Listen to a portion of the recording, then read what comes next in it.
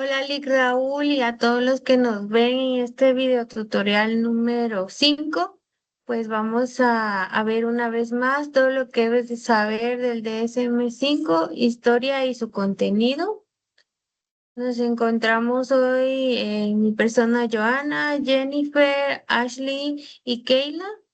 Somos del séptimo semestre de la licenciatura en psicología del Centro Universitario de Occidente, Universidad de San Carlos de Guatemala.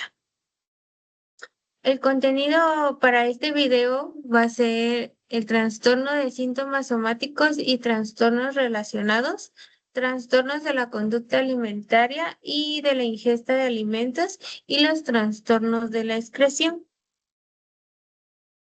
Vamos a dar inicio con los trastornos de síntomas somáticos y trastornos relacionados. En estos momentos nos encontramos con lluvia, pero aquí estamos grabando para aprender un día más.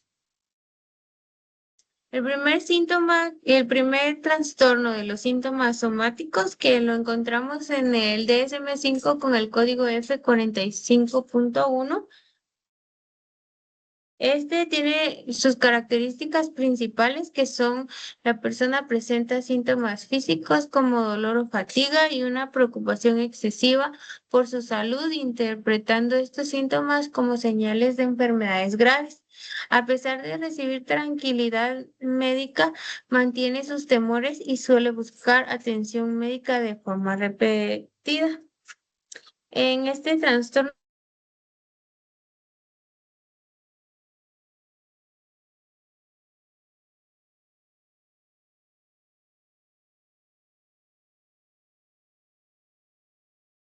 dificultades en la vida diaria.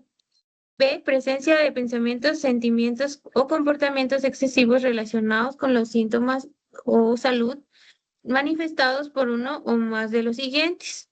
Pensamientos persistentes y desproporcionados sobre la gravedad de los síntomas, ansiedad elevada y constante acerca de la salud, inversión excesiva de tiempo y energía en los síntomas o preocupaciones de salud. Y el último, que es el C, es el estado sintomático persistente, generalmente durante más de 6 meses. Los especificadores de este trastorno son dos, que es con predominio de dolor, cuando el síntoma principal es el dolor, y el persistente, cuando los síntomas intensos y prolongados por más de 6 meses. La gravedad se encuentra en leve.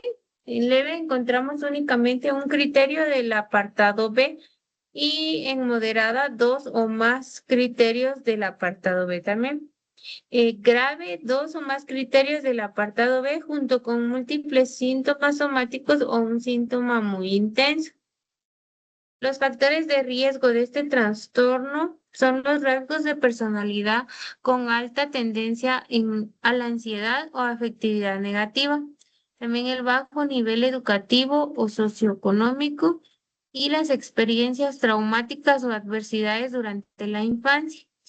La presencia de ansiedad y depresión o enfermedades médicas crónicas son algunos factores de riesgo de este trastorno. Las manifestaciones se dan según la edad. En niños predomina el dolor abdominal, las cefaleas, las náuseas y la fatiga, pero en adultos mayores puede confundirse con cambios normales del envejecimiento o también con enfermedades físicas propias de la edad. El diagnóstico diferencial de este trastorno debemos de diferenciarlo dentro del trastorno de pánico, del trastorno de ansiedad generalizada, también del trastorno de trastornos depresivos, trastorno de ansiedad por enfermedad y trastorno de conversión. También del trastorno delirante somático, trastorno dismórfico corporal y trastorno obsesivo compulsivo. Este trastorno tiene una comorbilidad con una alta asociación con trastornos de ansiedad, con trastornos depresivos y enfermedades médicas crónicas. La presencia conjunta de estos trastornos suele aumentar el malestar y la discapacidad y utilización de los servicios de salud. También dentro de este conjunto de trastorno encontramos el trastorno de ansiedad por enfermedad con el código F45.21. Las características principales de este es el miedo que se centra en tener una enfermedad grave no diagnosticada. Los síntomas físicos son mínimos o inexistentes. La preocupación persistente pese a las evaluaciones médicas normales y resultados negativos. La persona busca constantemente la tranquilidad y también información o comprobaciones corporales. Puede también afectar significativamente la vida familiar, social y laboral. Entre los criterios diagnósticos que nos habla el DSM-5, encontramos la preocupación excesiva por padecer o desarrollar una enfermedad en el inciso A. En el inciso B, no existen síntomas somáticos o son leves. Y si existe una enfermedad médica, la preocupación es desproporcionada. En el inciso C encontramos que la ansiedad elevada respecto a la salud y facilidad para alarmarse por cualquier señal corporal. En el inciso D, conductas excesivas relacionadas con la salud, con una autoexploración o búsqueda constante de información o también de consultas médicas. En el inciso E, la preocupación persistente durante al menos 6 meses. Y en el último inciso F, no se explica mejor por otro trastorno mental. Existen dos tipos, con solicitud de asistencia y con evitación de asistencia. En el primero, con solicitud de asistencia, es la búsqueda frecuente de atención médica y la evitación de asistencia evita por completo las consultas y también los hospitales. Tiene como mucho temor a ser evaluado. Las características principales pues son las que mencioné hace un momento y dentro de los factores de riesgo encontramos que las experiencias de enfermedad grave o en la infancia, antecedentes de abuso infantil, eventos vitales estresantes, amenazas reales a la salud que desencadenan muchas preocupaciones persistentes. Las consecuencias funcionales de este trastorno es el deterioro de la calidad de vida, los problemas en las relaciones interpersonales y la interferencia en el desempeño laboral y familiar. Este tiene un diagnóstico diferencial entre las enfermedades médicas reales, los trastornos de adaptación, trastornos de síntomas somáticos, trastorno de ansiedad, el TOC y trastorno dismórfico corporal, trastorno depresivo mayor y de los trastornos psicóticos. Esta tiene una comorbilidad frecuente que aparece junto con trastornos de ansiedad generalizada, el trastorno de pánico, el TOC y los trastornos depresivos. También el trastorno de la personalidad. Ahora encontramos también en el punto 3 el trastorno de conversión, trastorno de síntomas neurológicos funcionales con el código F44. Las características principales de este son los síntomas que parecen neurológicos, pero no corresponden a una enfermedad neurológica conocida. También pueden incluir parálisis, temblores, pérdida de sensibilidad, convulsiones no epilépticas o alteraciones del habla. El diagnóstico requiere evidencia clínica de incompatibilidad con enfermedades neurológicas. Dentro de los criterios diagnósticos que encontramos en el DSM-5 está el inciso A, uno o más síntomas que alteran funciones motoras o sensoriales voluntarias. Inciso B, evidencia clínica de incompatibilidad entre los síntomas de una enfermedad neurológica reconocida. Inciso C, no se explica mejor por otro trastorno médico o mental. Inciso D, produce malestar significativo o deterioro funcional. Los tipos de síntomas encontramos la debilidad o la parálisis, también los movimientos anormales como los temblores, alteraciones de la marcha. o los problemas de deglución, también la pérdida sensitiva. Y también dentro de los factores asociados encontramos el estrés o trauma psicológico, los síntomas disociativos o antecedentes de síntomas somáticos. Y los factores de riesgo de este trastorno son las experiencias de abuso o de negligencia, también los rasgos de personalidades adaptativas y las enfermedades neurológicas coexistentes. Este tiene un pronóstico mejor cuando los síntomas tienen corta duración. También existe una aceptación del diagnóstico. El diagnóstico diferencial debemos de diferenciarlo de enfermedades neurológicas, de trastornos de síntomas somáticos, de trastornos facticio o simulación, de trastornos disociativos, trastornos depresivos y trastornos de pánico. Y la comorbilidad de este trastorno se encuentra en trastornos de ansiedad, trastornos depresivos, trastorno de síntomas somáticos y trastorno de personalidad. En el número 4 encontramos los factores psicológicos que influyen en otras afecciones médicas con el código F54.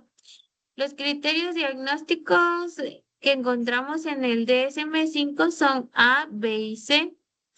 En el inciso A, presencia de una enfermedad médica. Inciso B, factores psicológicos o conductuales que empeoran la enfermedad al influir en su evolución o interferir con el tratamiento, constituir riesgos para la salud o agravar la fisiopatología.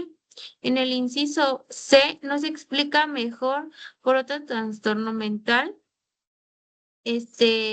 También dentro de la gravedad, en la leve aumenta el riesgo médico, moderada empeora la enfermedad, grave requiere hospitalización o atención urgente y extrema, pues el individuo ya pone en riesgo la vida.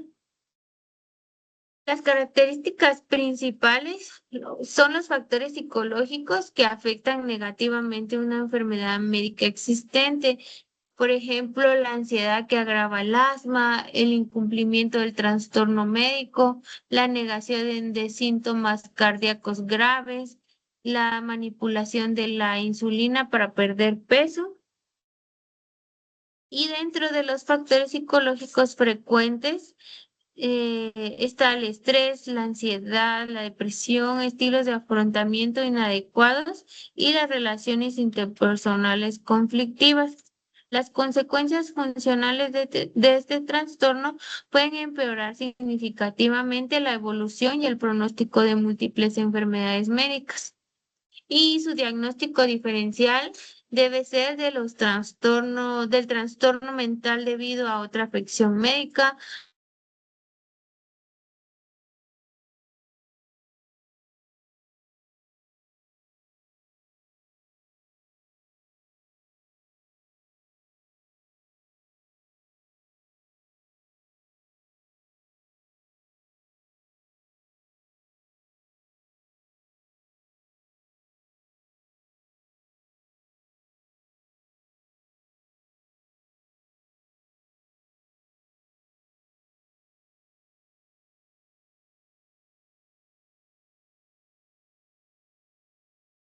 Trastorno encontramos en el inciso A, falsificación o inducción de síntomas psicológicos aplicado a uno mismo.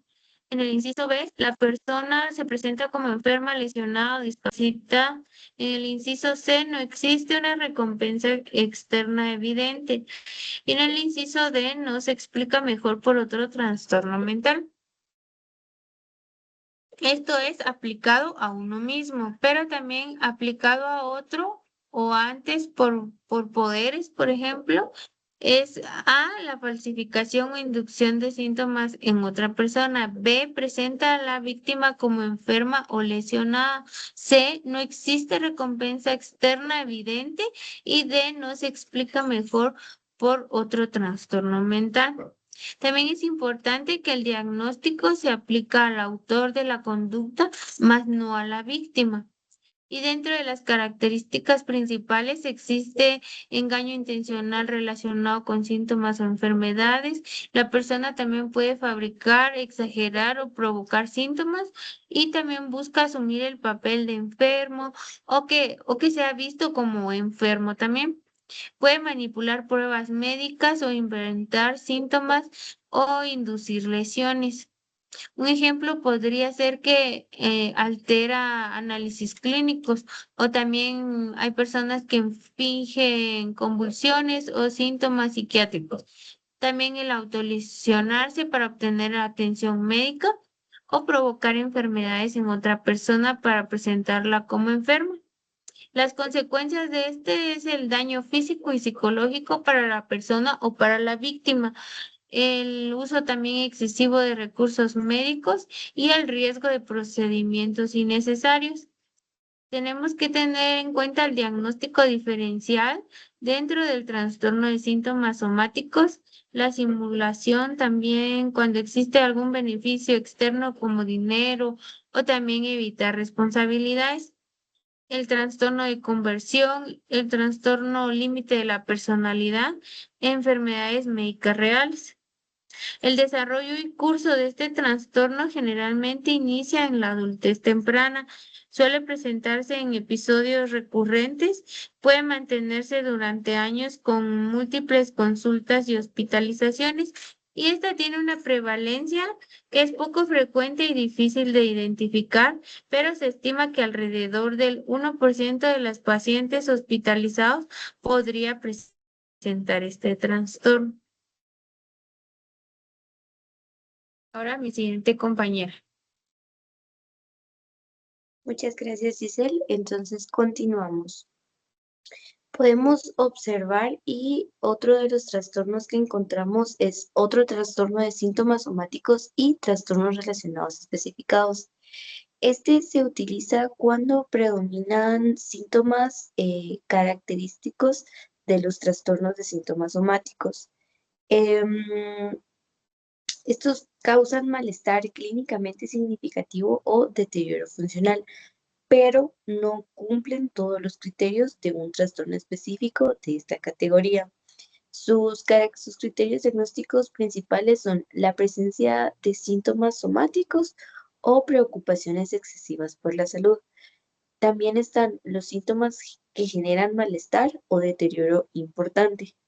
Y el clínico especifica el motivo por el cual no se cumplen todos los criterios diagnósticos. Su prevalencia, no existen datos específicos sobre su prevalencia. El desarrollo y curso que éste tiene es una variable según el tipo y la gravedad de los síntomas. Esta puede ser temporal o persistente, esto dependiendo de los factores asociados. Algunos de los trastornos que podemos encontrar es el trastorno de síntomas somáticos breves, trastorno de ansiedad por enfermedad breve y trastorno de ansiedad por enfermedad sin comportamientos excesivos relacionados con la salud o evitación inadaptada. ¿Podemos cambiar, por favor? Gracias. Ahora tenemos otro trastorno de síntomas somáticos y trastornos relacionados no especificados. Estos se aplican cuando predominan síntomas característicos de los trastornos de síntomas somáticos, em, los cuales causan malestar significativo o un deterioro funcional, pero no se especifica la razón por la que no se cumplen todos los diagnósticos o no existen suficiente información diagnóstica para poder especificarlo.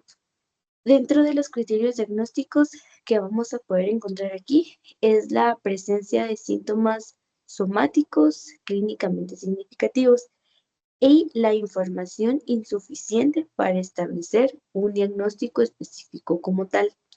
En cuanto a su prevalencia, no se disponen de los datos específicos de ella. Su desarrollo y curso es variable dependiendo de la presentación clínica que tenga y pueden utilizarse de una forma temporal hasta poder obtener una información diagnóstica. Podemos cambiar.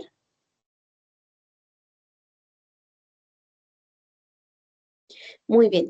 Ahora nos pasamos a otro tema y a otro grupo de trastornos, en el cual vamos a ver los trastornos de la conducta alimentaria y de la ingesta de alimentos. ¿Podemos cambiar?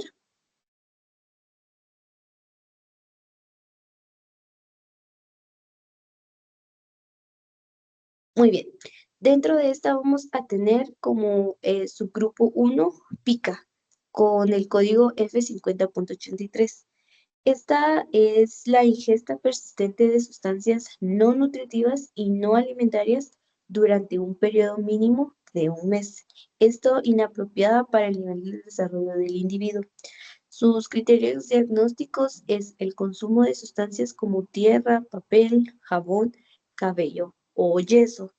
El comportamiento es inapropiado para la edad que el individuo presenta y no forma parte de prácticas culturalmente aceptadas. Si ocurre junto con otro trastorno mental o condición médica, sí debe ser suficientemente grave para requerir atención clínica independiente. En cuanto a la prevalencia exacta, no se conoce aún y es más frecuente en niños pequeños, mujeres embarazadas y personas con discapacidad intelectual. En su desarrollo y curso, esta puede presentarse en la infancia, en la adolescencia o en la adultez.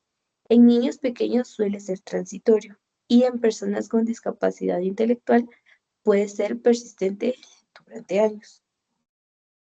Como subgrupo 2 tenemos el trastorno de la rumiación con código F50.84.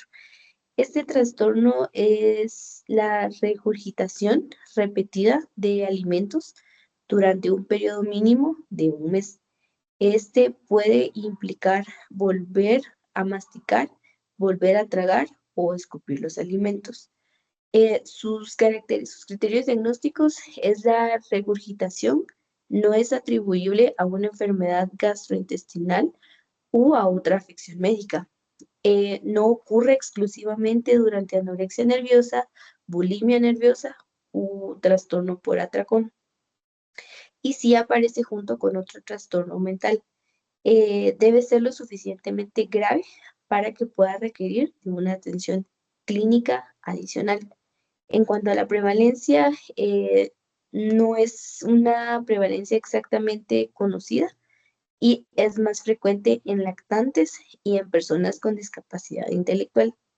Su desarrollo y curso es en lactantes, suele aparecer entre los 3 y 12 meses de edad. Esta puede remitir espontáneamente o persistir si no se trata. Y en adolescentes y adultos suele asociarse con una discapacidad intelectual. ¿Podemos cambiar, por favor? Muy bien. Como trastorno número 3 tenemos el trastorno de evitación, restricción de la ingestión de alimentos. Este lo tenemos con el código F50.82. Esta es la alteración de la alimentación o de la ingestión de alimentos, la cual conduce a una incapacidad persistente para poder satisfacer las necesidades nutricionales o energéticas apropiadas para el organismo. Sus criterios diagnósticos debe asociarse con uno o más de los que les voy a mencionar a continuación, como la pérdida significativa de peso o incapacidad para alcanzar el aumento de peso esperado. 2. Deficiencia nutricional significativa. 3. Dependencia de suplementos nutricionales o alimentación enteral. 4. Interferencia importante en el funcionamiento psicosocial. 5. No se explica por falta de alimentos o prácticas culturales. En cuanto a la prevalencia, aún no está claramente establecida y puede ser más frecuente en niños y en adolescentes. En clínicas especializadas es muy importante mencionar que se representa aproximadamente entre el 5 y el 14% de los trastornos alimentarios pediátricos. Su desarrollo y curso generalmente inicia durante la infancia temprana. Sin embargo, puede presentarse a cualquier edad y puede persistir en la adolescencia y en la adultez si ésta no recibe el tratamiento adecuado. En algunos casos se desarrollan también a partir de las conductas de alimentación selectiva persistentes. Dejo el tiempo a Ashley.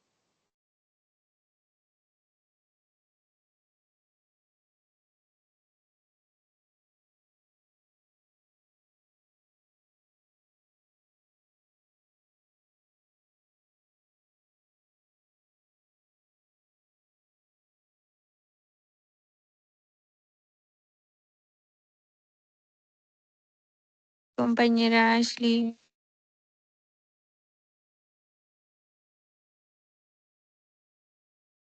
Podemos pasar a la siguiente diapositiva, gracias. Ay, muy amable. Ok. Bueno, vamos a hablar de lo que es la anorexia nerviosa. La anorexia nerviosa es un trastorno de la conducta alimentaria que está caracterizado por la restricción persistente de la ingesta de alimentos, que conduce a un peso corporal significativamente bajo. Es un miedo intenso a ganar peso o engordar y una alteración de la percepción del peso o la forma corporal. La persona con anorexia nerviosa suele considerar el peso y la figura corporal como elementos fundamentales para evaluar su autoestima, por lo que realizan esfuerzos extremos para evitar como un aumento de incluso presentan un estado de desnutrición bastante fuerte.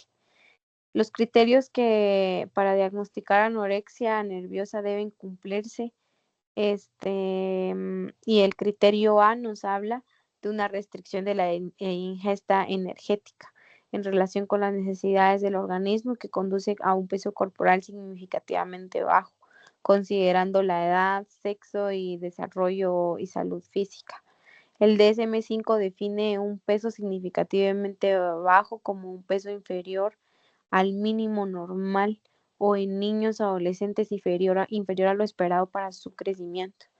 El criterio B nos dice que es un miedo intenso a ganar peso o a engordar o comportamiento persistente que interfiere con el aumento de peso, incluso cuando el individuo tiene un peso significativamente bajo. Este miedo suele mantenerse aún cuando la persona está desnutrida o presenta riesgos médicos importantes. En el criterio C vemos la alteración en la forma en la que uno mismo percibe su peso o su nutrición corporal. Aquí puede manifestarse mediante sobrevaloración del peso, la figura corporal, negación de la gravedad del bajo peso actual, la autoevaluación excesivamente influida por el peso corporal. Muchas personas continúan viéndose gordas a pesar de que encontrarse extremadamente delgadas. Aquí vemos que hay subtipos y está el tipo restrictivo durante los últimos meses la pérdida de peso se ha conseguido principalmente mediante dietas estrictas, ayuno, ejercicio excesivo y no existen episodios recurrentes de atracones o purgas. Luego está el tipo de atracones o purgas, que ese es durante los últimos 3 meses la persona ha presentado atracones recurrentes, vómitos autoinducidos, uso indebido de laxantes, uso indebido de diuréticos y uso indebido de enemas. Los especificadores de gravedad encontramos que se determina según el índice de la masa corporal. Entonces, en el índice de masa corporal leve, vemos que debe ser mayor a 17 kilogramos.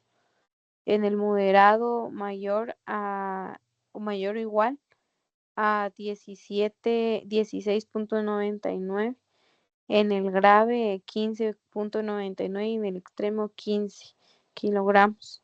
El DSM-5 aclara que la gravedad clínica también debe considerar síntomas físicos, el deterioro funcional y la necesidad de supervisión. En las características diagnósticas podemos observar que la principal es la restricción persistente de alimentos con el objetivo de perder peso o evitar aumentarlo. Las personas suelen contar calorías constantemente, evitar ciertos alimentos, considerando engordantes, comer porciones súper pequeñas, saltarse las comidas, realizar ejercicio físico excesivo. La preocupación por el peso y la figura corporal ocupa una parte importante de sus pensamientos diarios y a menudo existe una intensa negación del problema, por lo que realmente muchas personas no reconocen la gravedad de su condición. El bajo peso puede acompañarse de fatiga, mareos, debilidad, intolerancia al frío, problemas cardiovasculares, alteraciones hormonales. Las características asociadas que apoyan el diagnóstico son la persona con anorexia nerviosa suelen presentar conductas alimentarias particulares, como cortar la comida en trozos muy pequeños, comer lentamente, preparar alimentos para otros sin consumirlos, acumular recetas o información nutricional. También los rasgos psicológicos frecuentes son el perfeccionismo, rigidez cognitiva, necesidad excesiva de control y obsesividad. Las manifestaciones emocionales se pueden observar ansiedad, irritabilidad, aislamiento social y síntomas depresivos. En las manifestaciones físicas podemos ver amorrea, aunque ya no es un criterio diagnóstico, la bradicardia, hipotensión, hipotermia, laguno, vello fino corporal, estreñimiento y alteraciones electrolíticas. La prevalencia de la anorexia nerviosa es relativamente poco frecuente, pero representa uno de los trastornos psiquiátricos con mayor mortalidad. Según el DSM-5, podemos ver que la prevalencia anual aproximada en mujeres es alrededor del 0.4% y es mucho más frecuente en mujeres que en hombres. La proporción hombre-mujer es aproximadamente del 10.1%. Aunque es menos frecuente en varones, el trastorno puede representarse en ambos sexos.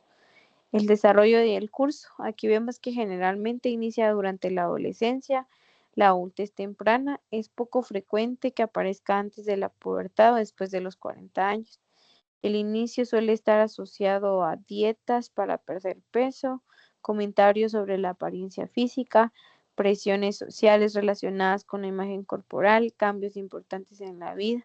El curso puede variar. Algunas personas logran la recuperación completa, otras personas presentan recaídas recurrentes. En los casos graves evolucionan hacia formas crónicas que persisten durante muchos años. El riesgo de mortalidad es elevado debido a las complicaciones médicas derivadas a la desnutrición o por suicidio. En los factores de riesgo y pronóstico vemos factores temperamentales, el perfeccionismo, obsesividad, ansiedad infantil, baja autoestima. Factores ambientales, la presión sociocultural hacia la delgadez, experiencias de crítica sobre el peso, profesiones o actividades donde la delgadez es valorada. Unos ejemplos podrían ser el modelaje, el ballet, la gimnasia, los deportes de resistencia. Y los factores genéticos y fisiológicos, existe la evidencia de influencia genética significativa, mayor riesgo en familiares biológicos de primer grado, alteraciones neurobiológicas relacionadas con el control del apetito y la recompensa. Los aspectos diagnósticos relacionados con la cultura, vemos las manifestaciones pueden variar entre las culturas. En muchas sociedades culturales como occidentales existe una fuerte idealización por la delgadez, que esto puede favorecer la aparición del trastorno. Sin embargo, la anorexia nerviosa también se observa en culturas no occidentales. La motivación para restringir la alimentación puede expresarse de distintas maneras según el contexto cultural en el que viva la persona. Aspectos diagnósticos relacionados con el género, aunque es más frecuente en mujeres, también afecta a hombres.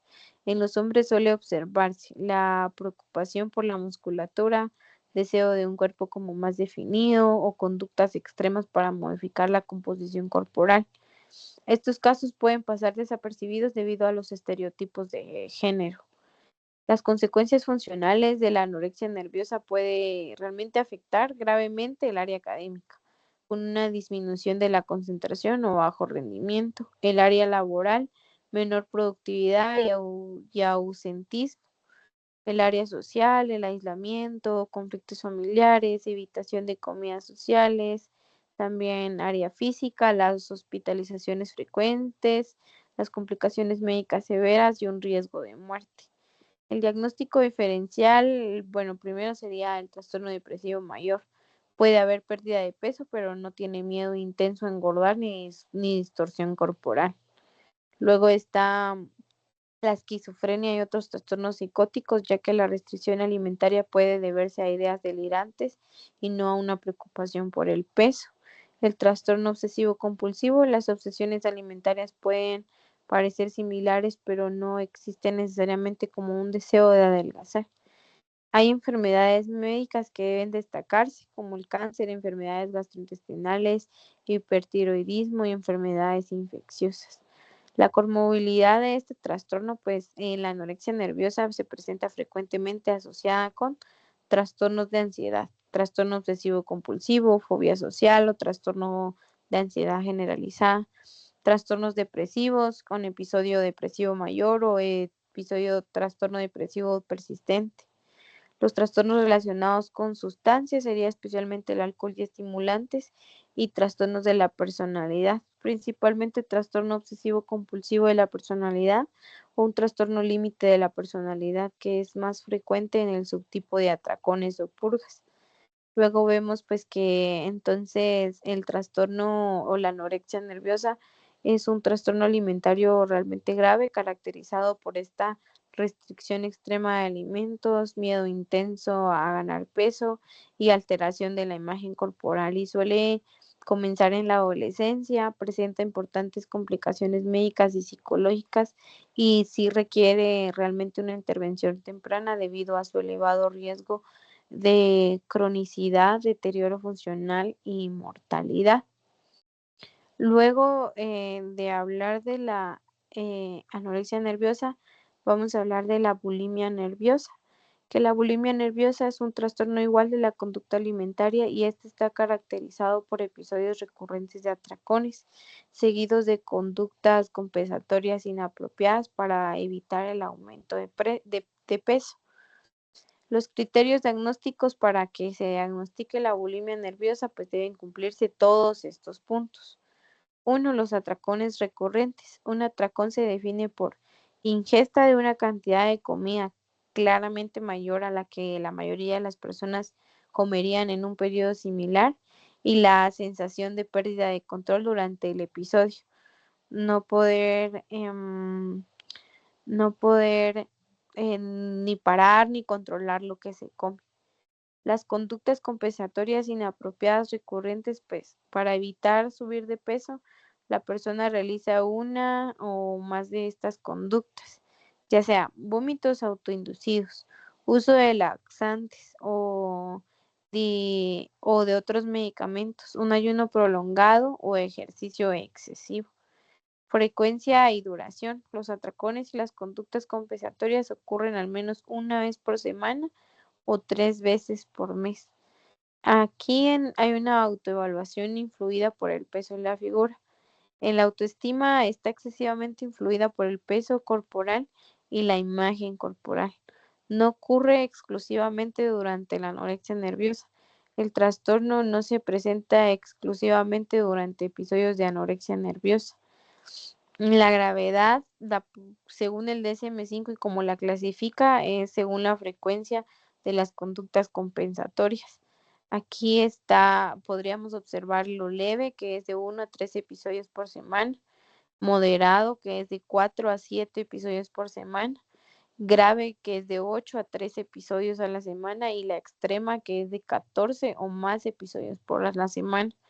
Las características asociadas son vergüenza y culpa después de los atracones, conducta secreta, comer a escondidas, peso corporal generalmente normal o ligeramente elevado, alta comorbilidad con la depresión y la ansiedad, impulsividad en otras áreas como el consumo de sustancias o conductas riesgosas.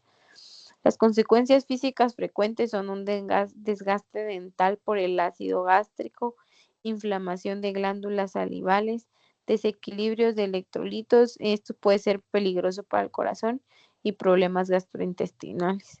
El curso del trastorno suele comenzar en la adolescencia o adultez temprana. Puede también volverse crónico si no se trata y fluctuaciones de síntomas en el tiempo. Hay que diferenciarlo y el DSM-5 enfatiza que hay que diferenciarlo de la anorexia nerviosa tipo compulsivo purgatorio y trastorno por atracón, porque en el trastorno por atracón no hay conductas compensatorias. Y podemos pasar a la siguiente diapositiva, por favor.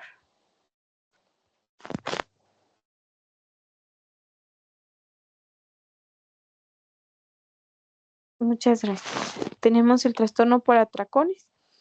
El trastorno por atracones se caracteriza por episodios recurrentes de ingesta excesiva de alimentos con una sensación de pérdida de control, pero sin conductas compensatorias como vómitos o los laxantes. Los criterios diagnósticos, aquí podemos ver que primero están los atracones recurrentes. Un atracón que incluye comer una cantidad de comida claramente mayor a la normal en un tiempo determinado, sensación de no poder parar o controlar lo que se come. La presencia del malestar. Los atracones se asocian con al menos 3 de estos signos. Comer más rápido de lo normal, comer hasta sentirse incómodamente lleno, comer grandes cantidades sin hambre física, comer a solas por vergüenza, sentimientos de culpa, asco o depresión después de haber comido. Aquí vemos que hay un malestar significativo, el atracón genera un malestar psicológico intenso. 4, podemos ver que la frecuencia ocurre al menos una vez por semana durante 3 meses. 5, sin conductas compensatorias, o sea, no hay vómitos, laxantes, ayuno ni ejercicio. Esto lo diferencia realmente de la bulimia. También se clasifica en leve, moderado, grave y extremo. En leve, 1 a 3 atracones por semana, en moderado 4 a 7, en grave de 8 a 13 y en extrema de 14 o más atracones. Si podemos cambiar a la siguiente diapositiva.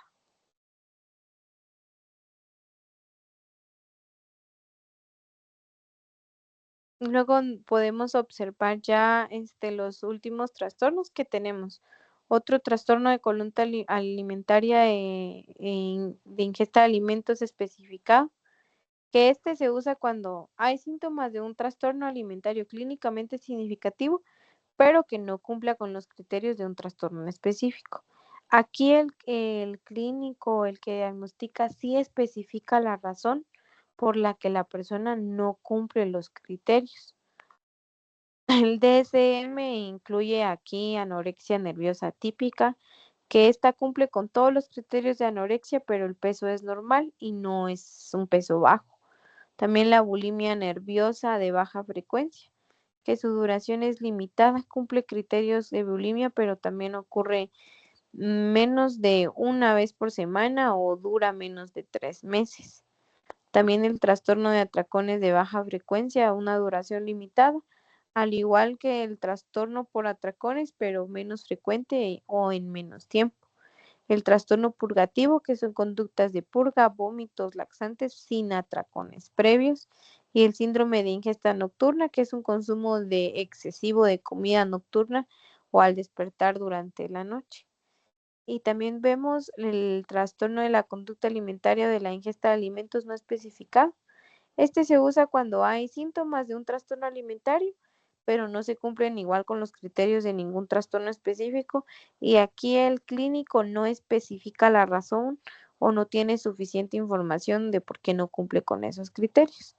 Las características claves de este trastorno es que hay malestar clínicamente significativo, hay deterioro en la vida diaria, pero no encaja claramente en la anorexia, bulimia o atracones.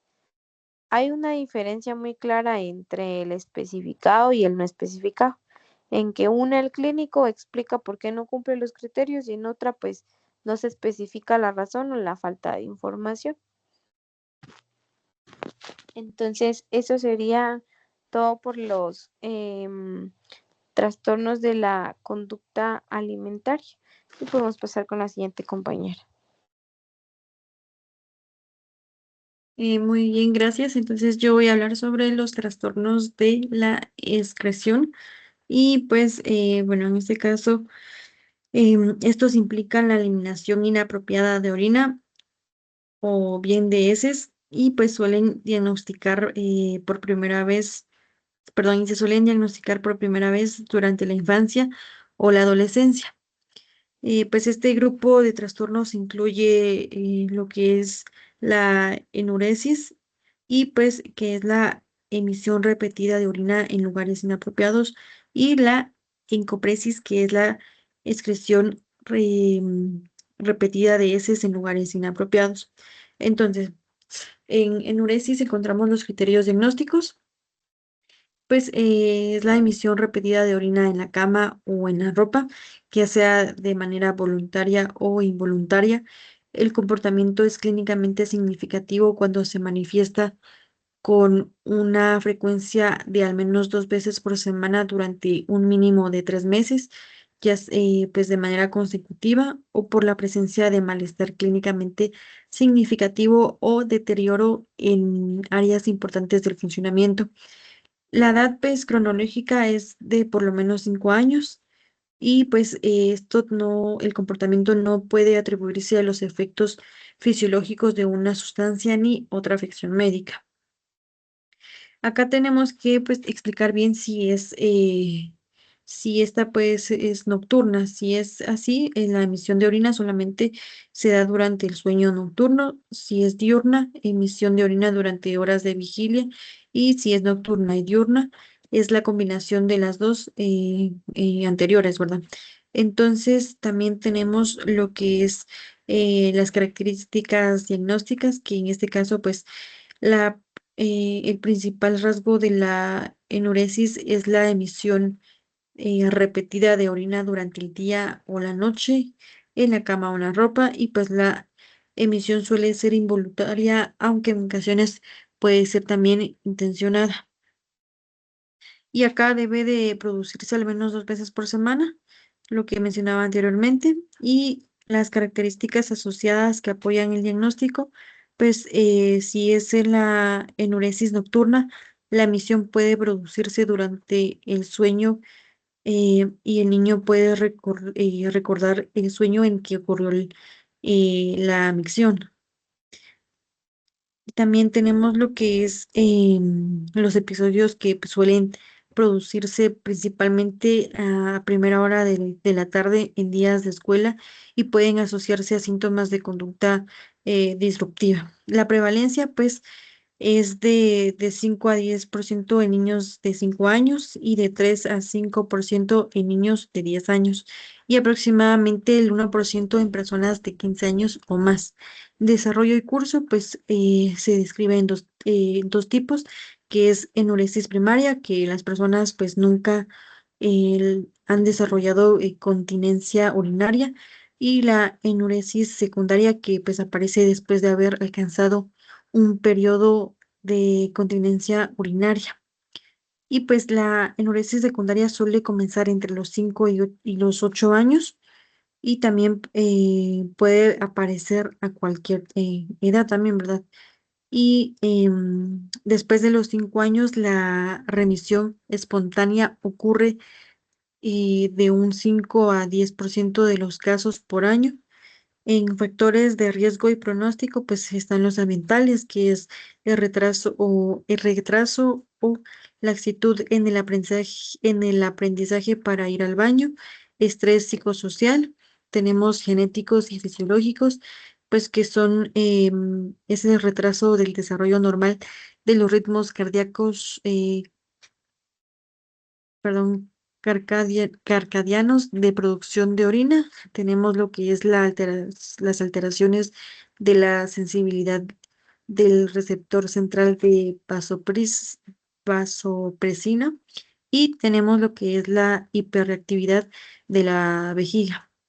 También están los aspectos diagnósticos relacionados con la lectura, con la cultura. Y pues acá se ha observado que en diferentes países, tanto europeos como africanos, asiáticos y en los Estados Unidos, pues las tasas de prevalencia son muy similares entre países, pero también se observan tasas elevadas en orfanatos e internados, probablemente relacionados con el ambiente y el aprendizaje para ir al baño. Tenemos los aspectos diagnósticos relacionados con el género. La enuresis nocturna es más frecuente en los niños, la incontinencia diurna es más frecuente en las niñas y pues el riesgo es mayor cuando el padre ha sido enurético, cuando la madre lo ha sido también. Las consecuencias funcionales de la enuresis. Pues acá existe lo que son las limitaciones en actividades sociales como asistir a campamentos, la baja autoestima, el enfado, el castigo o bien rechazo por parte de los cuidadores. El diagnóstico diferencial es, pues acá debe de poder diferenciarse con lo que es la vejiga neurogenética, diabetes mellitus o la diabetes insípida o bien los efectos secundarios de medicamentos como antipsicóticos o diuréticos. La comorbilidad puede presentarse pues, por síntomas conductuales, por retraso del desarrollo del habla y lenguaje, dificultades de aprendizaje, retrasos en habilidades motoras, encopresis, trastorno de terrores nocturnos o bien infecciones de las vías urinarias, especialmente en el subtipo diurno. Tenemos como número 2 lo que es encopresis, que es con el código F98.1 y prácticamente en los criterios diagnósticos existe la excreción repetida de heces en lugares inapropiados, como lo es la ropa o el suelo, ya sea de manera involuntaria o voluntaria. Y pues al menos un episodio cada mes durante un mínimo de 3 meses. La edad cronológica puede de por lo menos 4 años. El comportamiento no se atribuye a sustancias ni a otra afección médica, excepto por un mecanismo relacionado con el estreñimiento. Se debe de especificar si es con estreñimiento o incontinencia por desbordamiento, pues existen pruebas de estreñimiento, entonces también se debe de especificar si es con estreñimiento o incontinencia por desbordamiento y es porque no existen pruebas de estreñimiento. Tenemos lo que son los subtipos. En este caso está pues de que las heces suelen estar poco formadas, la pérdida suele ser frecuente o bien continua y ocurre principalmente durante el día. Si es sin estreñimiento, pues las heces tienen forma y consistencia normales, la deposición es intermitente y es menos frecuente que el subtipo con estreñimiento. Las características diagnósticas, pues es de que la excreción repetida de heces es en lugares inapropiados y la excreción suele ser involuntaria, aunque en ocasiones pues puede ser intencionada y pues está con frecuencia relacionado con el estreñimiento, con compactación fecal, la retención fecal y lo que es incontinencia por desbordamiento.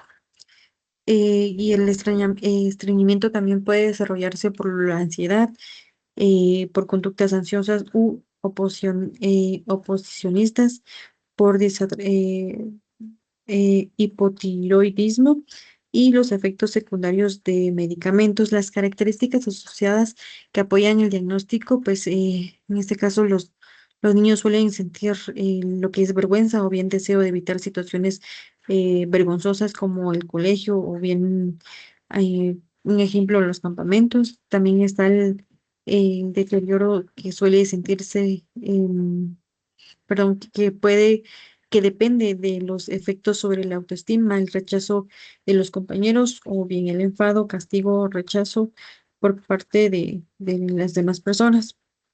Tenemos la prevalencia, que es aproximadamente el 1% de los niños de 5 años, los cuales presenta encopresis y es más frecuente en los niños que en las niñas. El desarrollo y curso, pues el diagnóstico no se realiza antes de los 4 años y los factores predisponentes son el aprendizaje insuficiente o inconsciente para ir al baño, estrés psicológico, inicio de la escuela, nacimiento de un hermano. Se escribe en dos tipos, que es el primario, el que nunca se desarrolló continencia fecal, y el secundario aparece después de un periodo de continencia fecal.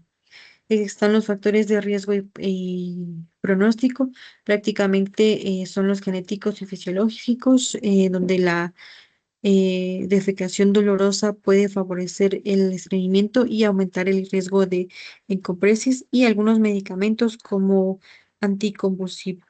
convulsivantes y antisígenos pueden incrementar el estreñimiento. Marcadores diagnósticos.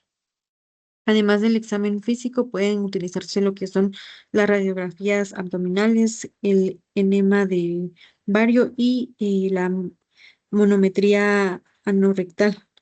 Y pues el diagnóstico diferencial es de acuerdo a la diarrea crónica, la espina bífida, perdón, el estenosis anal y otras afecciones médicas. La comorbilidad, pues acá las infecciones de las vías urinarias pueden aparecer junto con enco- con la encopresis y pues son más frecuentes en las niñas. Siguiente diapositiva, por favor.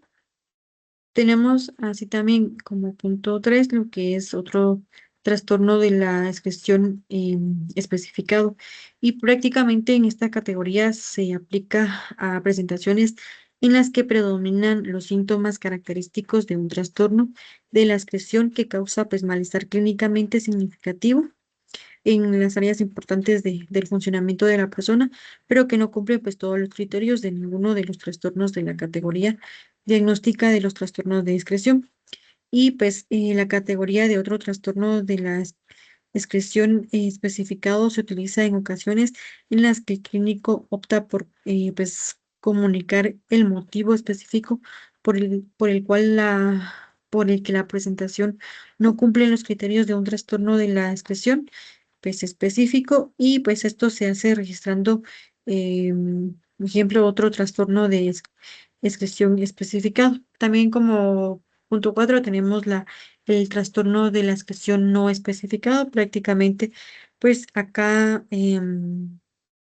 también causa lo que es malestar en las áreas importantes de la persona, pero que no cumplen igual todos los criterios de ninguno de los trastornos de la categoría diagnóstica de los trastornos de la expresión. Y pues se utiliza en situaciones en las que el clínico opta por no especificar el motivo del incumplimiento de los criterios de un trastorno de la excreción específico, e incluye presentaciones en las que no existe suficiente información para poder hacer lo que es ya un diagnóstico más específico. Entonces, la diferencia prácticamente es de que en el trastorno, en el punto 3 que es el trastorno de la excreción especificado, pues no cumple con todos los criterios, mientras que en el 4 que es el trastorno de la excreción, pues acá no existe suficiente información. Entonces, eso sería todo por el día de hoy con nuestro video número 5, agradeciendo nuevamente pues el espacio que nos brinda el licenciado del pulso, y pues asimismo a los compañeros que visualizan nuestro video. Muchas gracias.